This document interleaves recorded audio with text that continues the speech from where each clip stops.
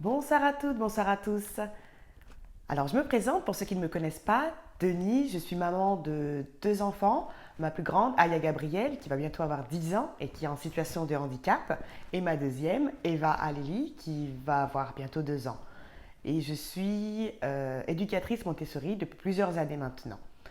Donc, c'est toute cette expérience de maman, d'épouse et d'éducatrice Montessori que je veux mettre au service du plus grand nombre. Ma volonté est vraiment de pouvoir parler librement du handicap sans dramatiser, sans non plus, vouloir attirer de la pitié, mais simplement pour que les personnes qui ne sont pas confrontées au handicap puissent connaître un petit peu ce qu'est notre quotidien et pour encourager aussi toutes les familles, toutes les mamans, les papas, toutes les personnes qui sont confrontées au handicap pour qu'ensemble on puisse s'épauler, on puisse se donner des conseils, des astuces et qu'on puisse aussi se rendre la vie un peu plus joviale, un peu plus facile. Donc aujourd'hui, je viens faire cette vidéo parce que en me promenant sur la toile la semaine dernière, je suis tombée sur la déclaration d'une maman. C'était plutôt une question. Alors, je vais vous lire ce qu'elle a dit et je vais tenter d'y répondre.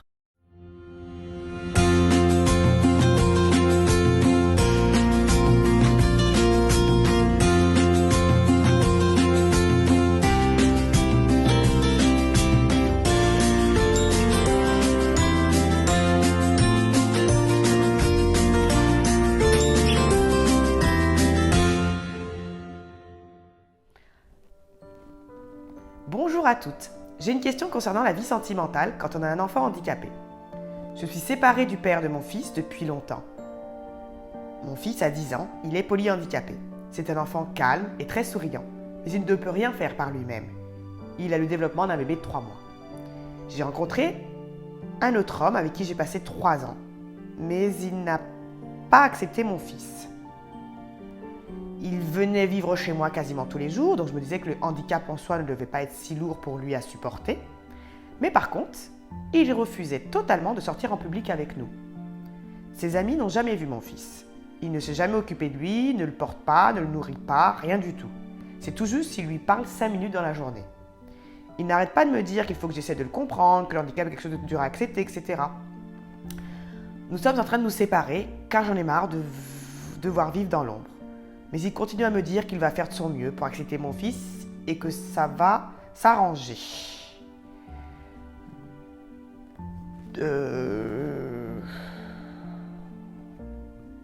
n'ai jamais eu de problème avec qui que ce soit dans ma famille. Personne n'a jamais eu honte de mon fils, je ne comprends pas. D'où ma question. Est-ce possible de refaire sa vie quand on a un enfant différent? Je commence à me demander si je ne vais pas devoir rester seule toute ma vie. Alors je ne pouvais pas rester indifférente face à un tel message. J'ai été complètement touchée, bouleversée par la question de cette maman et je me suis dit que j'allais lui répondre au travers de cette vidéo et surtout lui partager mon témoignage. Alors comme elle, je suis maman d'un enfant en situation de handicap et comme elle, je me suis séparée du papa assez tôt parce que lui non plus n'assumait pas le handicap. Il trouvait que c'était quelque chose de trop difficile pour lui.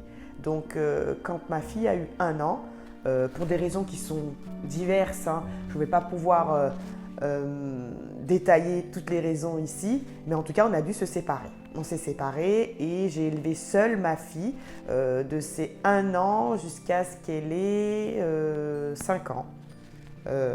Oui c'est ça, de ses 1 an jusqu'à ses 5 ans, donc pendant 4 années j'ai été mère célibataire d'une enfant en situation de handicap. Je ne vous cache pas que ça n'a pas été facile du tout, ça a même été très difficile. Et je me rappelle d'une parole qu'on m'a dite un jour, c'est ah bah ça va être très difficile pour toi de trouver quelqu'un, je pense que c'est un peu mort pour toi ou sinon tu vas devoir pas être, il faudra pas être trop difficile. Parce qu'avec une enfant en situation de handicap, c'est pas sûr que tu trouves quelqu'un qui veuille faire sa vie avec toi. Et ça m'avait choquée. Ça m'avait choquée parce que bien que je sois séparée du papa, à aucun moment je n'ai douté du fait que je pouvais refaire ma vie. Il fallait juste que je rencontre la bonne personne. Et pour moi, il était évident que la personne avec qui j'allais faire ma vie, avec qui j'allais me marier, devait accepter ma fille à 100%. Ce n'était pas juste refaire ma vie avec un homme qui était important pour moi, mais c'était de trouver aussi un père, une présence masculine au quotidien pour ma fille. Quelqu'un qui allait pouvoir la comprendre, quelqu'un qui allait pouvoir jouer avec elle, qui allait comprendre ses difficultés, ses limites, sans non plus l'enfermer dans ses difficultés et ses limites, mais qui allait croire en elle, la stimuler et lui apporter le meilleur pour qu'elle puisse progresser le plus possible. Et aujourd'hui, après 4 années, j'ai rencontré cet homme-là. J'ai rencontré cet homme-là qui, dès le départ, a vraiment accepté ma fille comme sa propre fille. Il s'en occupe comme sa propre fille. Il l'aime comme sa propre fille. Aujourd'hui, nous avons un couple qui a ses hauts et ses bas, mais il est sûr qu'aucune dispute ou aucune chose négative dans ce couple n'a été du fait du handicap. Jamais, au grand jamais. Au contraire, il a été un soutien pour moi dans ce domaine du handicap. Il m'a toujours accompagnée dans les rééducations que je pouvais faire pour ma fille. Quand nous allions à gauche et à droite dans la France et ailleurs pour qu'elle puisse bénéficier de rééducation efficace, il a toujours été là. Quand on a mis en place des séances presque quotidiennes de marche à la maison avec une aide à la marche, il a toujours été là. Et le soir, quand il rentrait du travail, bien qu'il soit fatigué, il prenait le temps de la faire marcher. Quand après on lui a offert un vélo à Noël, et ben c'est lui qui n'allait pas tous les jours, mais au moins un jour sur 2 pour qu'elle puisse faire du vélo. Et voilà, et c'est parmi tant de choses qu'il a mis en place pour elle. Il a toujours défendu, il a toujours été fier d'elle, lui offrir des cadeaux. Voilà, c'est son papa, quoi. Il a toujours été là pour elle. Donc si j'ai un message aujourd'hui à faire passer au travers de cette vidéo, c'est vraiment d'encourager toutes ces femmes qui aujourd'hui, à cause du handicap de leur enfant, se sont retrouvées célibataires ou sont célibataires même pour une autre raison, peu importe la raison pour laquelle elles sont célibataires aujourd'hui. Mais je voudrais vous dire, il faut vraiment que vous gardiez vraiment l'espoir de pouvoir trouver quelqu'un.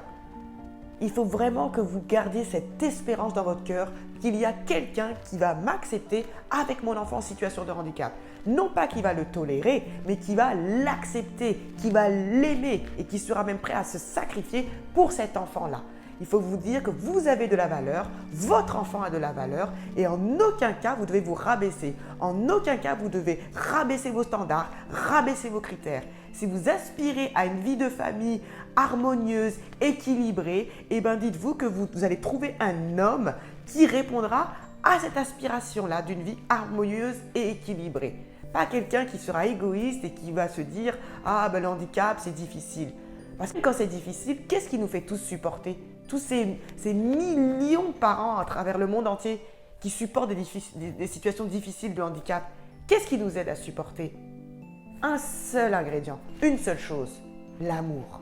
Quand on aime, on supporte. Quand on aime, on n'a pas honte.